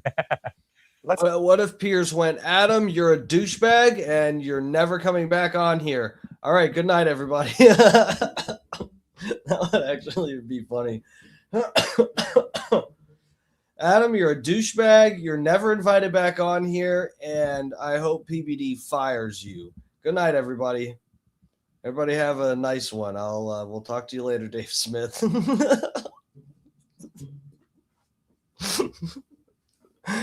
Adam, you're a douchebag. You're never invited back on the panel, and I hope Piers Morgan and I hope Patrick Bet-David fires you and you become homeless. Good night, everyone. Oh God. Oh yeah, that's a bong rip. Okay, guys, let's hop over here. I don't know if PBD is actually going to break down what I want to bring up, but I have exactly what I want to mention. Pull up on another tab. If he does not get into it, I'd like to. I saw this actually brought up on. I was watching Destiny. I don't remember if it was live. It was a clip, I think, actually. Did you like that, Kenny? It was some clip from Destiny's channel where I heard something mentioned on his channel. I was stunned, and it was when I was working out over a week ago. Yeah. But here, let me get you guys to right here. I think this is. Here's what comes off a bowl of They'll get into it here. strawberries when you drop this device in the water. These berries are fresh from the store and already rinsed under the tap. Get a letter from Luigi Mangione. My assistant comes to me and say, you got. Okay, so PBD gets a letter from Luigi Mangione. Let's check this out. Let's see what's in it. There's some stuff brought up in here that's just really funny, guys. Or not funny, just like, weird. A letter from Luigi Mangione. I said, which Luigi Mangione? He says, D. Luigi Mangione. I said, D. Luigi Mangione from the Metropolitan Detention Center? Yes. In Brooklyn? Yes. The same place that a lot of these guys, Nicolas Maduro's at right now, by the way, Ghislaine Maxwell, R. Kelly, Diddy, some of these guys, yes. The hot one? Yes. Guy that got accused of killing Brian Thompson, the CEO of United Health, yes. The guy with the perfect eyebrows and abs and probably really hung and just like gorgeous in his pictures, yes. What's he writing me a letter for? I don't know. Okay. So what do? I open it up. Does he think I'm cute? Yes. And I read through it. And by the way, to tell you how well it was written would be an understatement. This was written as if a kid went to Harvard or Yale. Good writer, sense of humor, sarcasm, witty, even a riddle in there. He even cut a piece out. Like, go figure it out for yourself. Clips, go watch these clips of these philosophers. You can tell he's very intellectual, deep meaning in the way he's writing his stuff, right? And even in there, he talks about, because one day I'm doing a podcast, my phone blows up with a couple hundred messages, Pat. A viral article is going around right now of Luigi Mangione, who turned 27 years old, writing 27 things he's grateful for. And number 7 is you. So number 7, I don't have a connection with him. Yeah, go read it. Number 7, I'm grateful for Patrick Bet-David's book, Your Next 5 Moves. Really? Yes. And he's passing it around in the prison he's at right now. Interesting. How that book made it there? Who knows? But it's there. And then your next 5 moves: kill the CEO, run down the street, get on the e-bike, go down about 6 blocks, go to McDonald's. in here he says, Pat, out of all the 27 things I wrote that I was grateful for, the one that I got get a McGriddle. The most hate mail was number 7, your next 5 moves. A lot of girls who are Gen Z were not happy about that. He says, you have a Gen Z female problem. He says that in the letter. Anyways, he said a lot of other things. So I sat on it and I said, what do I tell this guy? What's cringe? Did I do something cringe? I'll correct myself. I'm sorry. What did I do? I'm just a desperate streamer. Do I write back? What level of hope does a person have at 27 years old that is accused of? I'm just emotionally unstable, and I do this because I need love and attention that I didn't get as a child. Killing the CEO of a company, United Healthcare, and we all I'm a victim. Please, what did I do? No, what happened? PBD? No, I figured. No, I'm just joking. What did he say? What are you talking about? No, he is, dude. Sometimes I can appreciate PBD, but dude, he is a little bit. This is what I've talked about before.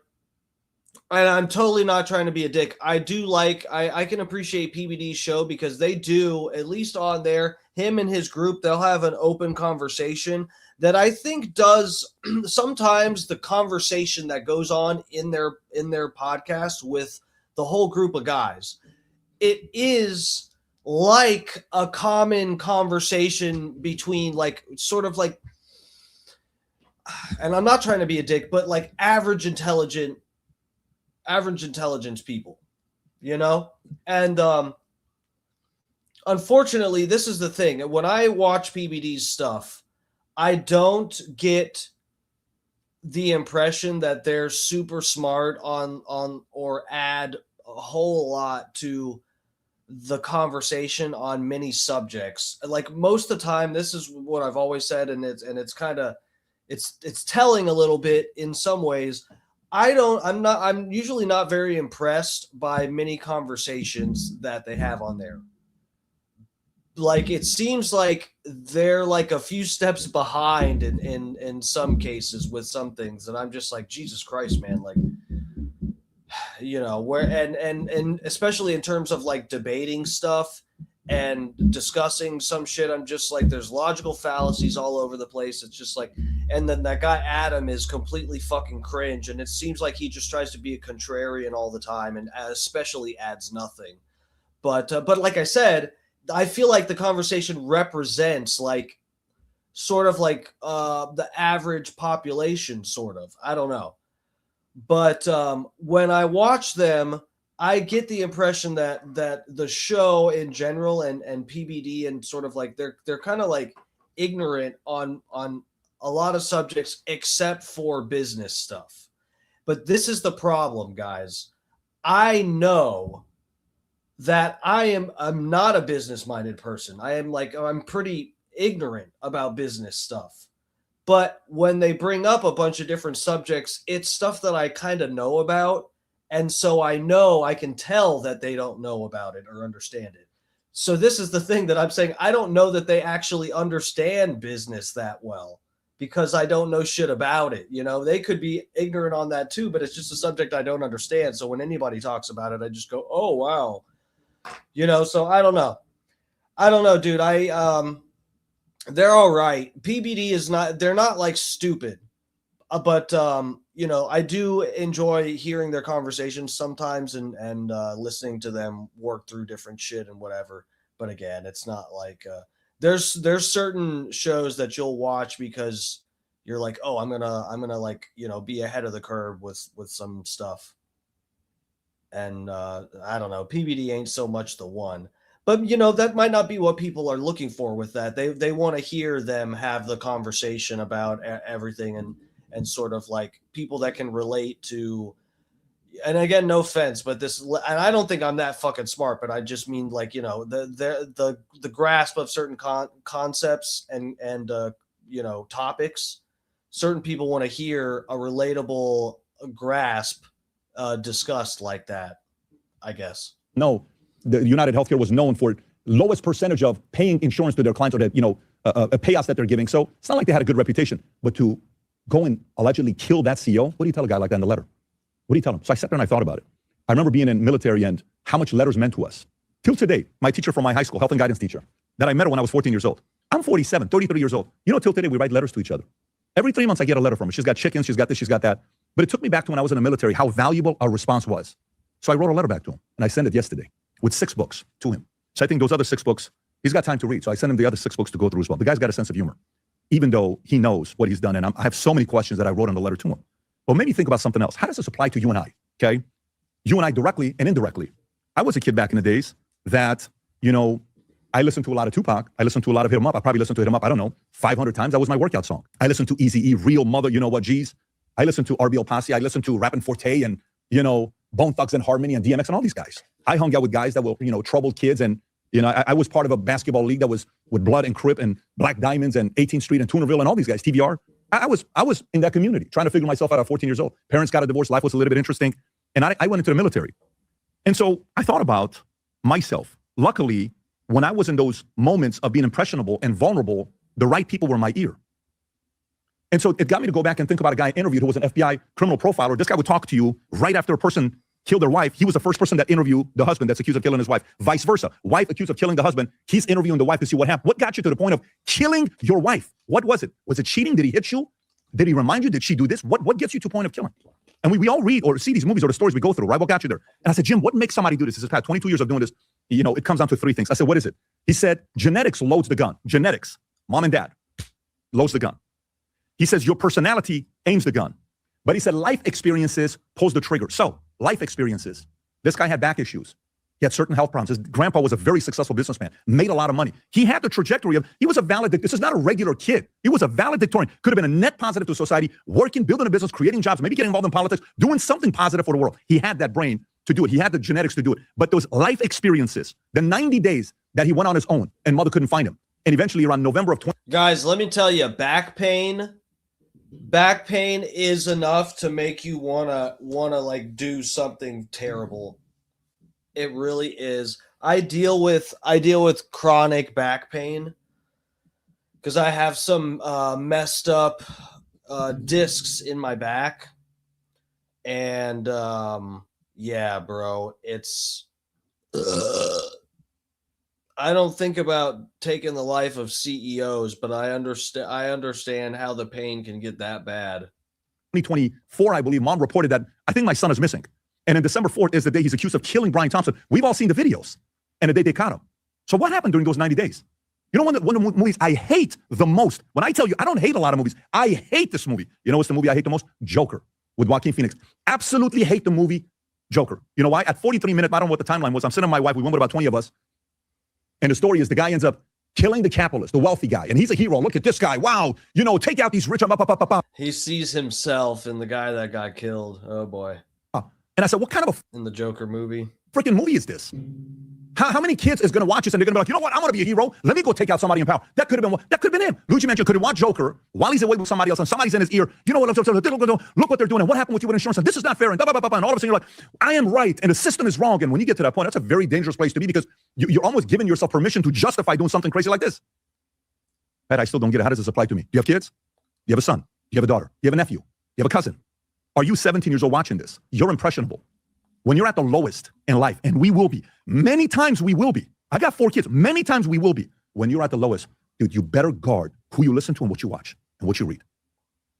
I don't care if you're 14. I don't care if you're 44. I don't care if you're 64. This is our entire life. This thing's not easy. This thing's tough. But we are also the luckiest people alive to witness what we have today. And as tough as life is, it isn't as tough as it was 200 years ago or 800 years ago or 1,200 years ago. It's a lot easier today than it was back in the days. Lifestyle is a lot better today. AC wasn't around 140, 150 years ago. You're probably in an AC place right now watching this video. Probably have access to food. You probably got access to the greatest computer in the world. Thank God, guys. I'm in Florida. I'm in Tampa, Florida. It is fucking hot, bro. I got AC. That's for damn sure. You probably are watching this on it. We are so lucky. Think about the perspective. But when I was writing the letter, I'm like, this could have been a friend of mine. I lost a friend when I was younger. Till today, I think about him all the time. This is someone's friend. This is someone's son. This is someone's cousin. This is someone's grandson. Someone got to him at 25, 26 years old that made him believe this is the right thing to do. What was the third one? Experiences does what? Pulls the trigger. I don't know. So, what I would take from the message if I'm you is, I promise you, this either made you think about you or it made you think about somebody else. Whatever you could do, make a list of 2 or 3 different people right now and just send them an audio message and lift them up. Lift them up. Just send a message and say, hey, I just want to let you know, I believe in you. It's all going to be fine. Share scripture with them. Encouraging message. Something that could lift them up. You would be amazed how many times we just need a message like, wait, where did this come? Don't even tell them what inspired you want to send this to them. Just tell them. Tell her. You would be amazed how much of an impact you can have on 3 people today. That's it. So imagine if 1 million of us do this. We positively impacted 3 million people today. What does that do? A lot. Sometimes that's all we need. Chat, let me just take a moment and say, chat, if you're thinking about killing a healthcare CEO, don't do it, okay? Don't do it. But Chump tells me he's going to be watching this from prison. You know why? Because he watches a podcast with others from prison because he talked about the other crew, people that are on there. Again, you can tell the guy's got a sense of humor, and I know he watches the content because somehow, some way, they have access to the stuff that we talk about here. I bet Luigi was like, yeah, you got to fire Adam. Get rid of that fucking guy.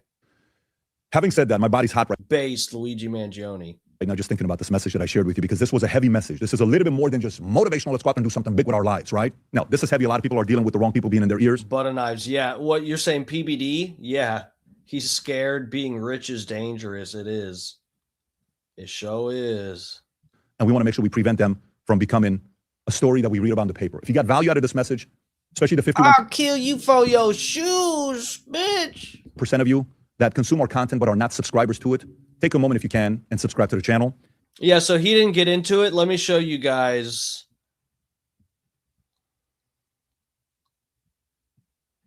Let me show you guys. Is this? Yeah. Guys, check this out. Let's read this. So this is oh,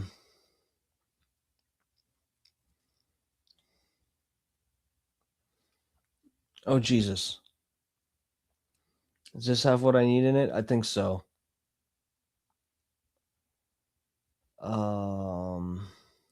No, it doesn't. I scrolled in. I zoomed in too much.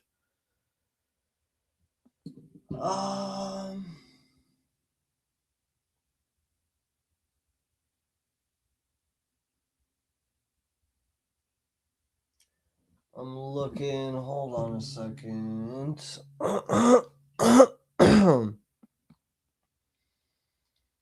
Oh. Let's just read through it's towards the bottom, but let's read through this. So this is a letter. Who is this supposed to be to or from? Is this a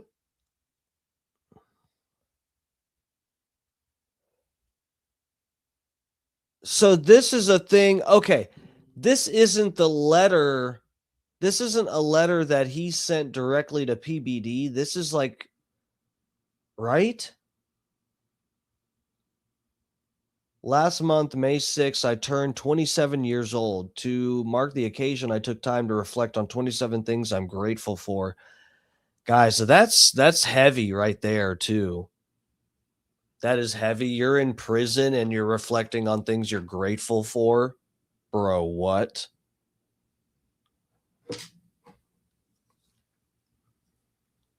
It probably, I gotta be real, I don't know, but I imagine it probably be a while before I coped to the extent that I would be making a list of things I'm grateful for. I don't know. Maybe as a coping mechanism, I might do that. I don't know. That's here, let me do this so I can hide behind the screen.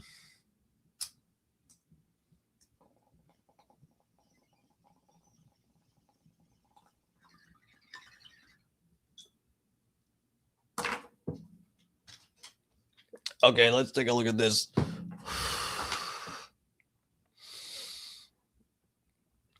In case you want to take a look at it with me, I'll go down here in the corner. Okay. So we said, I made a list. I turned 27. Do you mark the occasion? 27 things I'm grateful for. Number one, my friends for being there when I needed it the most. I need some water the most. Ooh. Oh, God, Rubio. Friends for being there. My family for redacted. My personal life is none of your business. My many talented, generous individuals who, if not for my current predicament, I never would have crossed paths with. 4 letters I spend each day between the same 4 walls of my unit where I receive both. Guys, I should send a letter to Luigi Mangione. I hear that he reads all of them. I should just be like, look, dude, I don't know if you really did it or not, but I think you should be out of prison just based on hotness alone. And signed Dark Match Steve. Hang in there. Not literally. Okay. Point is, guys, if I'll skip. Point is, PBD sort of mentioned it. He brings up, PBD said he mentions philosophers. PBD doesn't know what the fuck is going on. I'll skip to it just in case this is the payoff, and I'm going to read through the rest of this to just to show all of it because I think it's interesting. But this is what I wanted to show you guys. That was super interesting. Guys, who do I bring up on this podcast all the time on my stream here? I fucking talk about Terrence McKenna all the time. Fucking number 22. Guys, this is actually, and I just knew that Terrence was brought up.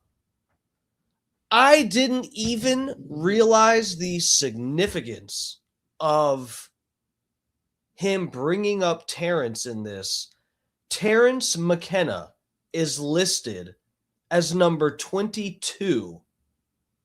A Terrence McKenna quote is listed as number 22 of the 27 things that this man in prison right now, stuck between four walls reading letters all day.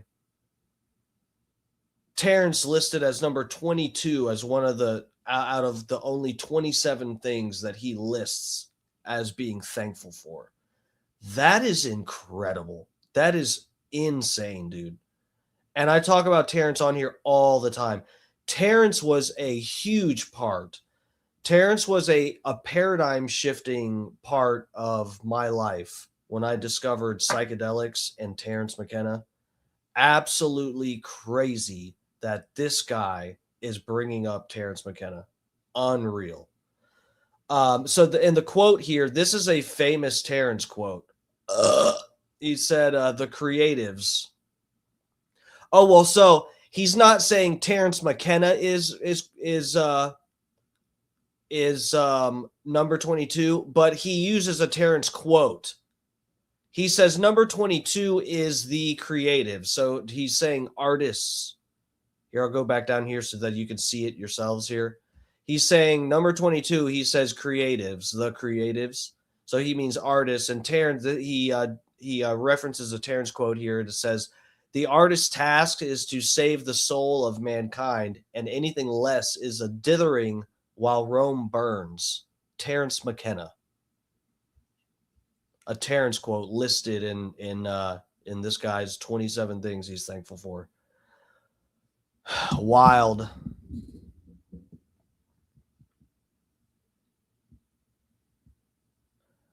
After Terrence, he says the conservatives who fiercely conserve the aspects of society that make us great. Number 24, the liberals who liberate us from the outdated aspects of our society that prevent us from being greater. Number 25, being born in America.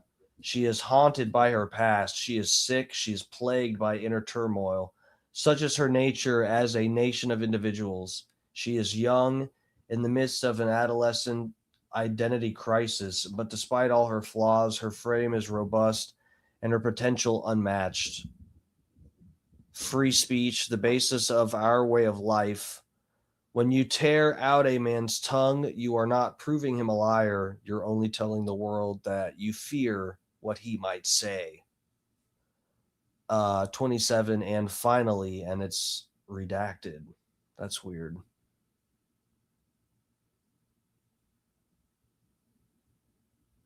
Butter knives. The Declaration of Independence isn't worth the hemp it was written on.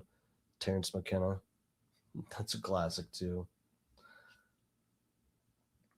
One of my favorite Terrence McKenna quotes was he was talking about weed, about the LD50 of different substances, and when he came up with bud, talking about cannabis, he was like, yeah, the lethal dosage, people ask how much cannabis it takes to kill you, and he said it takes 100 pounds dropped from a CIA helicopter smuggling it.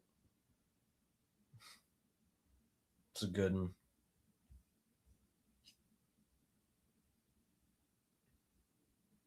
Should we read some of the other ones? I skipped. So yeah, number 4, he said letters. Guys, I should write him a letter, see if I get one back. That'd be interesting. Says number 4, letters. I spend each day between the same 4 walls of my unit where I receive both holiday cards sent in December and birthday cards sent between March and May, creating a bizarre and disorienting Groundhog Day scenario where every day is both Christmas and my May 6th birthday. Oh, it was just his birthday. Oh. Nonetheless, I'm incredibly grateful. The monotony of my physical environment is offset by the variety and richness of the lives I experienced through letters, multi-page life stories, retelling of workplace conversations, stream of consciousness journal entries, admissions of greatest fears, eager recaps of recent triumphs, mothers relieving senseless tragedies, soulful creations, generous offers, advice. Number 5, the MDC mailroom, which has to date photocopied and processed thousands of letters sent to me over 40 countries. Your efforts are appreciated by so many. Oh, the mailroom. Yeah, he's thanking the mailroom for getting the letters through. He said, number 6, memes. As one of my wisest correspondents put it, laughter is louder than logic and makes a lot more sense. The countless books I've been sent, while I never read the vast majority of them, I love facilitating the collective practice in Sundoku and have distributed these books to many grateful inmates. So yeah, they're doing Sudoku puzzles. My favorites include Ayn Rand's Anthem, Patrick Bet-David's Your Next 5 Moves, the Ray Bradbury's Fahrenheit 451. Number 8, independent media creators, publications like The American Prospect, citizen documentarians like Jumi Kim. That's an I? Yeah. And citizen journalists, of which there are too many to name. My cellmate Jay, who despite Jeffrey, my cellmate J.E., who despite spending half of the day inside a shared birdcage and being sentenced to a decade away from his 6 kids who he loves, tolerates the clutter of my papers, share his unique wisdom, and doesn't hesitate to humble me when I need it. He reads more of my books than I do and appreciates all the Calvin and Hobbes. Okay. Latinas for Mangione. Oh my God, he's got Latinas for Mangione on here. That's funny.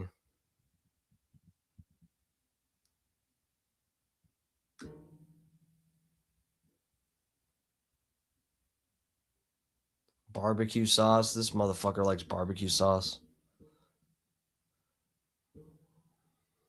Peanut butter, lots of tuna packets. He's still trying to eat healthy and stay ripped in there.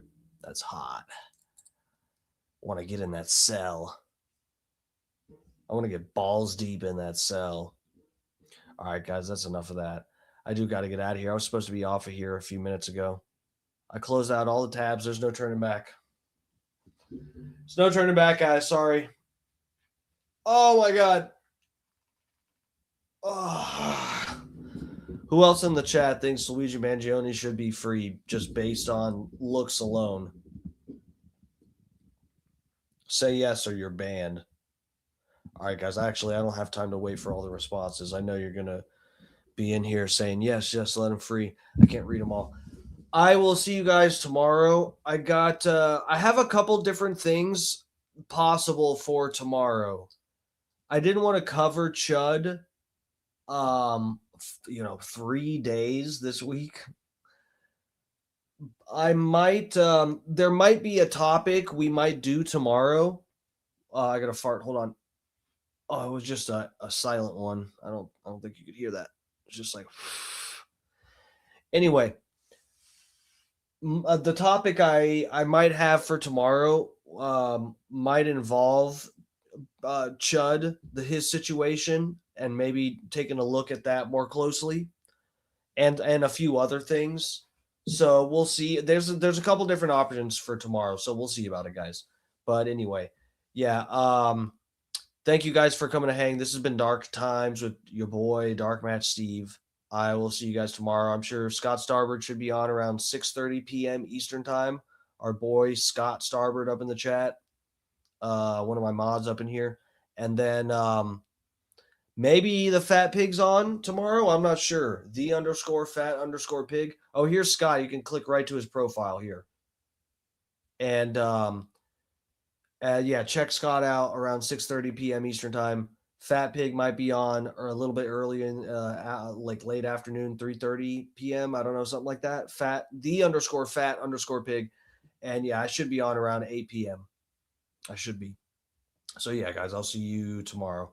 Everybody hang in there. Love ya. Thank you guys for the support. What are you saying, Scott? Needs a schedule? He does. Well, I mean, yeah, I don't know. He goes live sometimes at night, and then in the afternoon, his scheduled days are supposed to be Tuesday and Thursday, but I think he does still go live. I don't know. Yeah. He goes live on other days too in the afternoon. I'm not sure. But anyway. All right, guys. I'll see you tomorrow. Love ya.